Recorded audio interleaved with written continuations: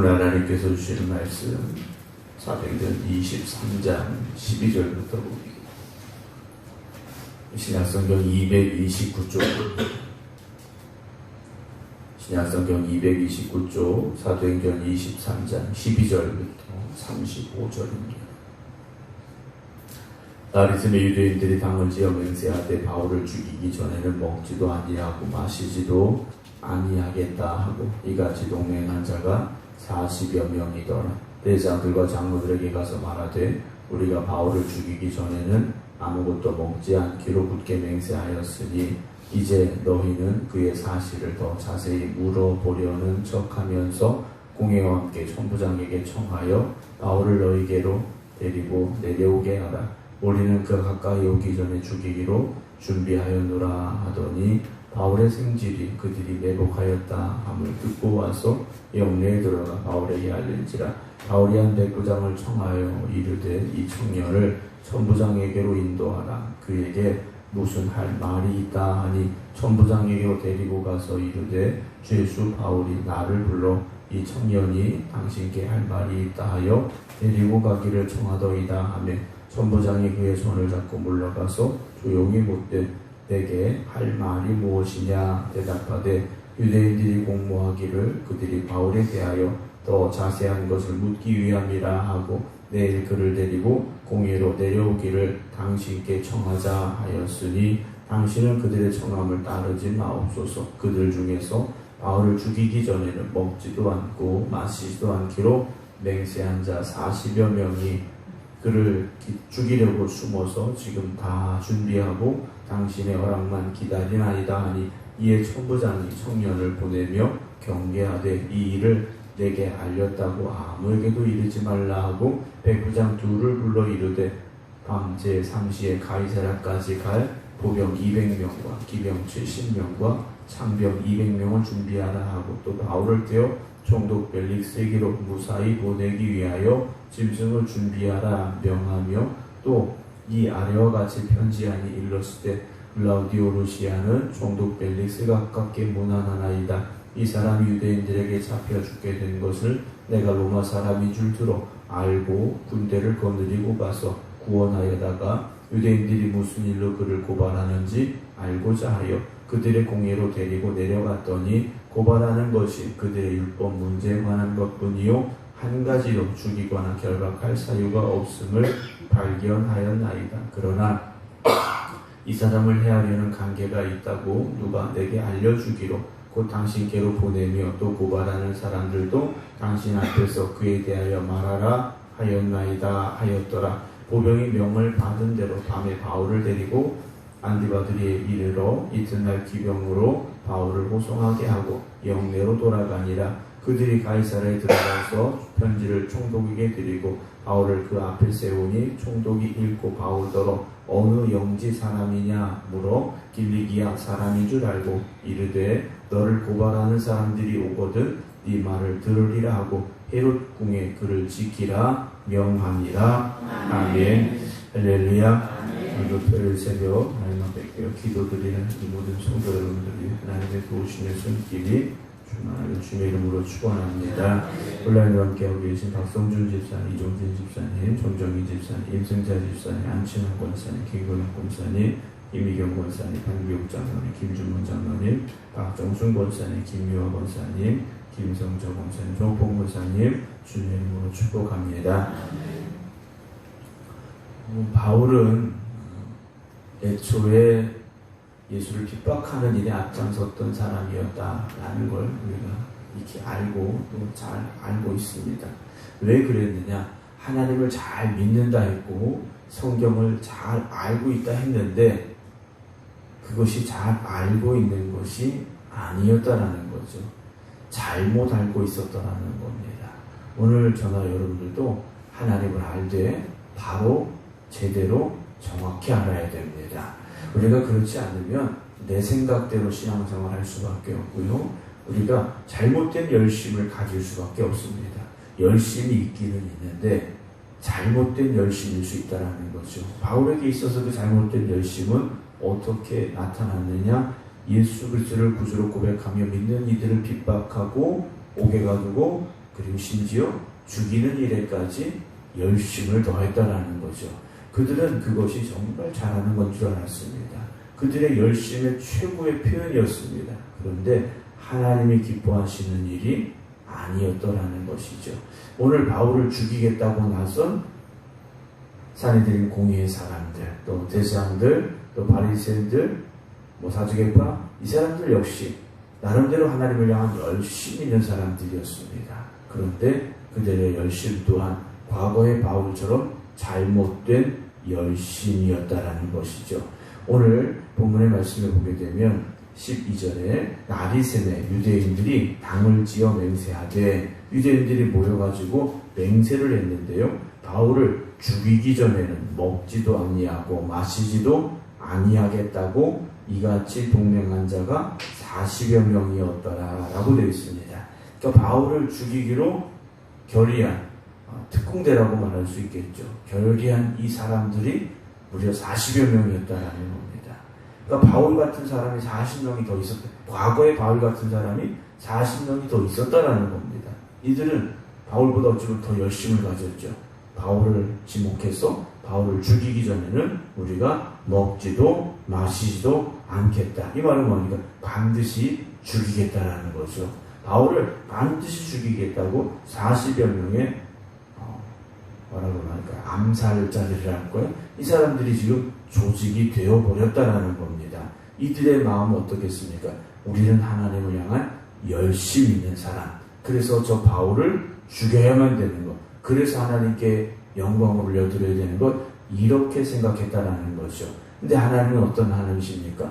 죽이라는 하나님이 아니시죠. 하나님은 살리라는 하나님이세요.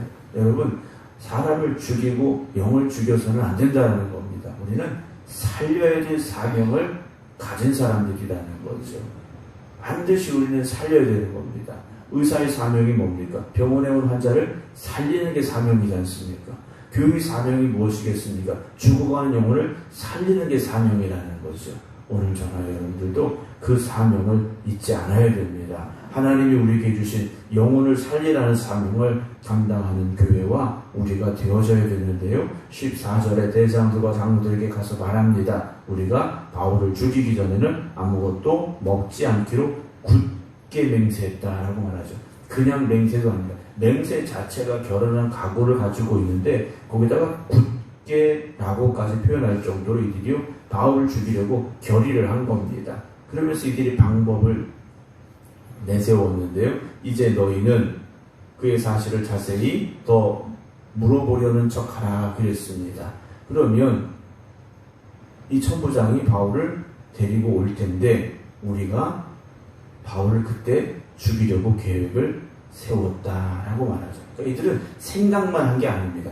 어떻게 바울을 죽일까 이미 계획을 세웠고 진행시키고 있는 과정이라는 거죠. 그러니까 이들의 생각대로 되면 바울은 어떻게 되는 겁니까? 죽게 되는 겁니다.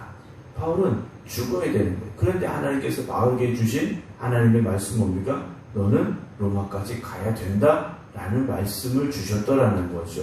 바울을 이제 죽이려고 합니다. 그런데 이게 소문이 났습니다. 물론 발 없는 말이 천리를 가서 소문이 난 건 아니고요. 우연히 듣게 된 것 같습니다. 16절 바울의 생질이 조카가 그들이 내복하여 있다함을 듣고 와서 그러니까 이미 그들이 뭐하고 있는 겁니까? 보고하고 내복까지 하고 있는 것, 숨어 있는 겁니다.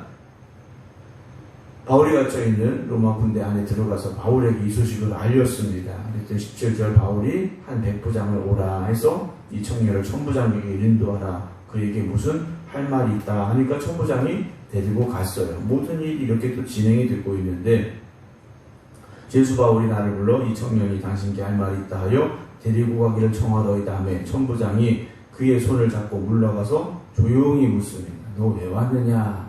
뭐 때문에 왔니? 물었더니 할 말이 뭐냐? 그랬더니 20절에 이야기를 하죠. 유대인들이 공무하기를 그들이 바울에 대하여 더 자세한 것을 묻기 위함이라 하고 내일 그를 데리고 공회로 내려오기를 당신께 청하자 하였으니 바울을 언제 죽이는 겁니까? 이제 내일 죽이기로 다 결의하고 숨어 있는 겁니다. 바울이 로마 군대의 부대 안에서 이제 공회로 오는 과정, 그 도로 어딘가, 길, 골목 어딘가 이들이 다 지금 숨어있는 상황이라는 거죠. 당신은 그들의 청함을 따르지 마옵소서. 그들 중에서 바울을 죽이기 전에는 먹지도 않고 마시지도 않기로 맹세한 자 40여 명이 그를 죽이려고 숨어서 지금 다 준비하고 있습니다. 당신이 바울을 데리고 내려가라 허락만 하면 바울이 가게 되고 그 길 어딘가에서 바울은 죽을 겁니다 라고 소식을 알린 거죠. 천부장이 듣고 깜짝 놀랐습니다. 왜냐, 바울은 로마 시민인 겁니다. 이 천부장의 역할이 무엇이겠습니까? 예루살렘, 즉 이스라엘의 안정과 또 하나 뭐겠습니까? 로마 시민을 보호하는 겁니다. 그런데 로마 시민인 바울이 죽게 생겼다라는 소식을 듣고 천부장이 기겁을 한 것 같습니다. 그래서 아무에게도 이야기하지 말라 하고 23절에 백부장 둘을 불렀습니다. 밤 제3시에 가이사랴까지 갈 보병 200명과 기병 70명과 창병 200명을 준비하라. 그 밤에 지금 바울을 가이사랴까지 보내겠다라는 겁니다. 무려 군대를 470명을 동원합니다. 바울 한 명을 가이사랴까지 보내는데 군대 470명을 동원하고 있다는 거죠. 여러분, 하나님께서는요, 죽을 위기에 처한 바울을 이렇게 안전하게 보호하고 계심을 우리가 말씀을 통해서 보게 된다는 거죠. 우리가 처한 어려움, 우리가 처한 그런 고난의 시간에도 하나님은 늘 우리와 함께하고 계심을 믿으시기 바랍니다. 세상은 우리가 낙심하기로 합니다. 우리가 절망하기로 합니다. 우리가 포기하기를 원하고 있다는 거죠. 하지만 하나님은요, 우리를 지켜주고 계시고 보호하고 계시고 인도하심을 믿으시기 바랍니다. 우리가 믿음의 길이라고 말하지 않습니까? 이 길을 가는 데는 여러 가지 어려움이 많이 있을 수 있습니다. 뜨거운 태양빛이 내리쬐을 수도 있고요. 거센 폭풍우가 몰아칠 수도 있고요. 때로는 길이 끊어져서 건너갈 수 없을 것 같은 상황을 만날 수도 있습니다. 때로는 방해하는 사람들이 있을 수도 있고 조롱하는 사람들이 있을 수도 있겠죠. 그러나 그 길 끝에 주님이 우리를 기다리고 계심을 믿고 고백하는 저와 여러분들은 믿음의 길을 포기하지 말고 끝까지 걸어가야 됩니다. 이제 천부장이 바울을 보내면서 편지를 하나 쓰는데요. 27절에 이 사람이 유대인들에게 잡혀 죽게 된 것을 내가 로마 사람인 줄 들어 알고 군대를 거느리고 가서 구원하였다라고 말합니다. 이 천부장이요, 거짓 편지를 씁니다. 바울을 때리려고도 했었고 신문하려고 했었는데 자기가 마치 바울이 로마 시민인 걸 미리 알고 가서 구한 것처럼 이렇게 편지를 쭉 써내려가죠. 세상은 항상 누구를 내세웁니까? 자기를 내세우고 자기 공을 내세웁니다. 그래야 자기가 더 인정받고 높아지기 때문이라는 거죠. 그러나 우리가 주님 앞에서는요, 굳이 나를 내세울 필요가 없습니다. 하나님의 영광을 위해서 살면 하나님이 우리를 높여주십니다. 지금 당장은 내가 다른 사람들에게 인정받지 못하는 것처럼 보일 수도 있어요. 내가 하는 일을 사람들이 모를 수도 있습니다. 오히려 비난할 수도 있어요. 그러나 우리가 하나님의 영광을 위해 살아가면 하나님은요, 반드시 우리를 높여주십니다. 하나님이 알고 계시고 하나님이 기억하고 계시면 하나님은요, 그걸 그대로 그냥 잊혀지게 내버려 두지 아니하신다라는 거죠. 언젠가는 다 드러나게 하시고요, 우리를 높여주시는 그런 은혜가 있음을 기억하시기 바랍니다. 이 사람이 편지를 써서 이렇게 보냈는데 29절에 고발하는 것이 그들의 율법 문제에 관한 것뿐이고 한 가지도 죽이거나 결박할 사유가 없음을 발견했습니다. 그러나 이 사람을 해하려는 관계가 있다고 누가 내게 알려주기로 곧 당신께로 보내며 또 고발하는 사람들도 당신 앞에서 그에 대하여 말하라 하였나이다 하면서 바울을 안전하게 이제 종도에게까지 보내는 과정을 우리가 23장에서 보게 되는데요. 그 밤에 바울을 데리고 군대가 이동을 합니다. 그리고 무사히 가이사랴까지 가게 됨을 우리가 보게 되는데요. 우리의 삶 속에서 정말 하나님께서 우리를 눈동자같이 보호하고 계심을 늘 우리가 고백하며 그 믿음으로 살아갈 수 있어야 됩니다. 그렇지 않으면 절망의 연속일 수밖에 없습니다. 믿음으로는 살려고 하는데 내가 정말 내 믿음 지키면서 살려고 하는데 내가 원하는 대로 되지 않을 때 얼마나 낙심이 되겠습니까? 얼마나 절망스럽습니까? 그러나 그렇게 끝나게 내버려 두시는 하나님이 아니시라는 것을 누군가를 통하여 위로받게 하실 때도 있고요. 누군가를 통하여 힘을 얻게 하실 때가 있고요. 누군가를 통하여 도움을 받게 하실 때도 분명히 있음을 기억하시기 바랍니다. 그래서 오늘도 하나님의 위로를 여러분 받으시고 하나님의 은혜 가운데 믿음의 길을 걸어가시기 바랍니다. 그 끝에 우리를 위하여 영광의 멸류관을 예비하고 계신 하나님을 바라보며 믿음으로 오늘 이 하루를 살아가는 우리 모두가 될 수 있기를 주님의 이름으로 축원합니다. 기도하겠습니다. 복음을 위하여 부름받은 바울이 또다시 위기를 만났지만 하나님께서 바울을 지켜주시고 보호하시고 인도하여 주고 계심을 우리가 말씀을 통하여 보게 됩니다. 오늘도 주님 앞에 부름받은 주님의 백성들이 이 하루를 살아가야 되는데 오늘도 우리에게 뜻하지 않은 어려움이 찾아올 수도 있고 환난이 기다릴 수도 있습니다.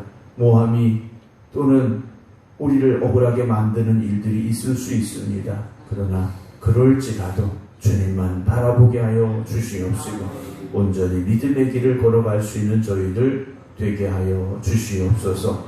부름받은 우리가 불러주신 주님께서 주신 사명을 온전히 감당하여서 정말 우리를 위하여 영광의 멸류관을 예비하고 계신 주님 앞에 기쁨으로 설 수 있게 하여 주시옵소서. 오늘도 깨어 기도드리는 성도들 위해 주님 함께하여 주시어서 항상 하나님의 은혜 가운데 거하는 삶이 되게 하시고 하나님이 도우시고 역사하시는 은혜를 누리며 살아갈 수 있는 성도들 되게 하여 주시옵소서. 믿음의 길을 걸어가며 때로 낙심한 이들이 있습니까? 때로는 지쳐있는 이들이 있습니까? 주님 붙잡아 일으켜 세워 주시옵소서. 잃어버렸던 열심을 다시 회복하게 하여 주시옵시고 낙심하며 절망하며 고통스러워하는 마음을 위로하여 주시옵시사 새 힘을 더하여 주시옵소서. 질병 가운데 힘들어하는 고통 가운데 있는 성도들이 있습니다. 저들의 육신을 주님 치료하여 주시옵시고 저들의 심령의 기쁨과 감사로 다시금